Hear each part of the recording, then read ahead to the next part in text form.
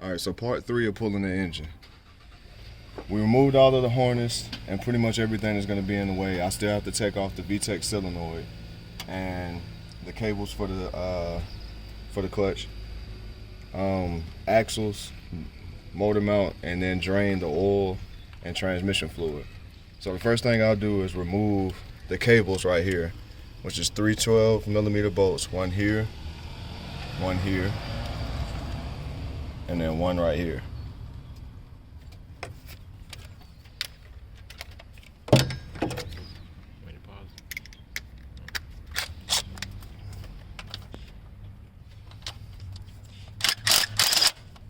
Right now I'm just breaking them loose.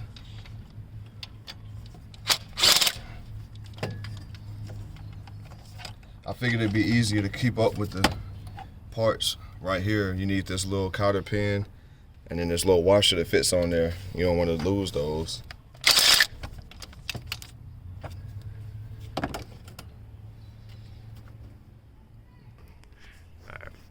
So to remove these cables from here, you take out the cotter pin. It is advised that you replace these with new ones. As you can see, these are my old ones. They're kind of raggedy. I'll put these up here. I won't forget. You don't want to lose these washers right here, or the white one that goes under the bottom. You just pull them up and you're good to go.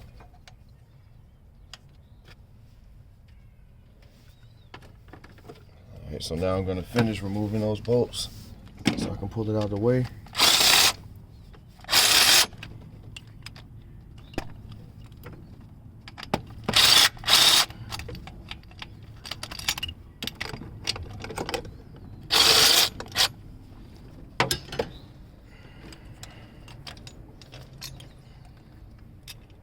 There is a difference in the bolts. I think one's a short one, the other one's a long.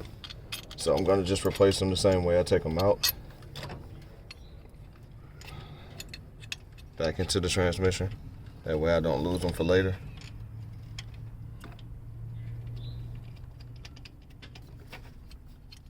Short one goes here.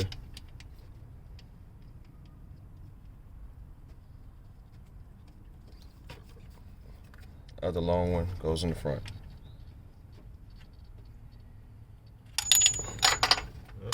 All right, I'll drop that.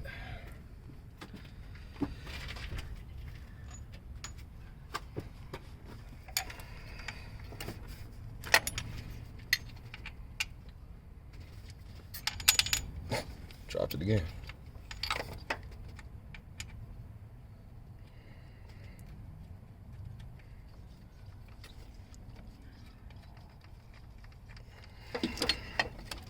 I'm just gonna tighten them back in some, so I know they don't fall out randomly.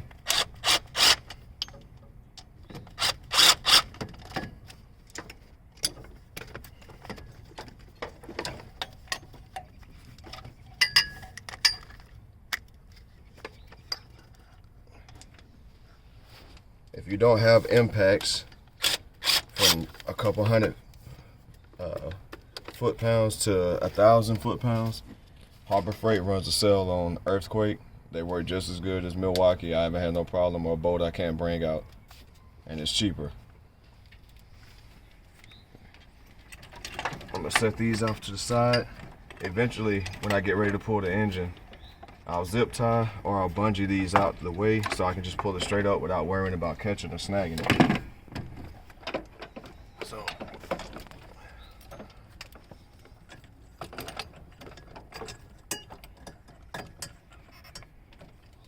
we there.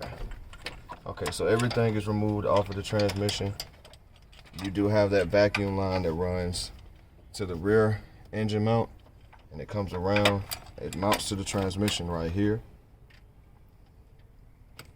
on this 12mm bolt, and then it runs to the front engine mount on the bottom. I don't necessarily think it's necessary because I didn't have it on to begin with and I had no issues. I'll probably delete it. All right, after making sure that this is out the way, I will be removing this little torque bar. It's 1, 2, 3, either 12 or 14 millimeter bolts. I can't really see right now, so I'll try. Let's put my 12 on there. And it looks like a 14. I can remove this out of the way and just have it done. In order to have clearance to bring this out and to release and not lose your freon, there's 4 12 millimeter bolts that run into the block that holds the compressor on. So I will be removing these and then pulling the compressor forward and tucking it as far as I can. That way I don't have to recharge it, or shouldn't have to recharge it.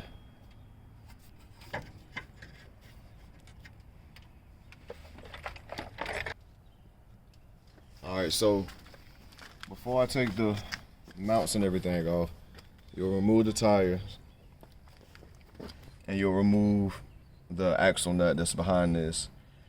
It's normally like a 32 or 34 millimeter socket, but I'll remove these to take the tire off, pull the axle nut off, remove the axles.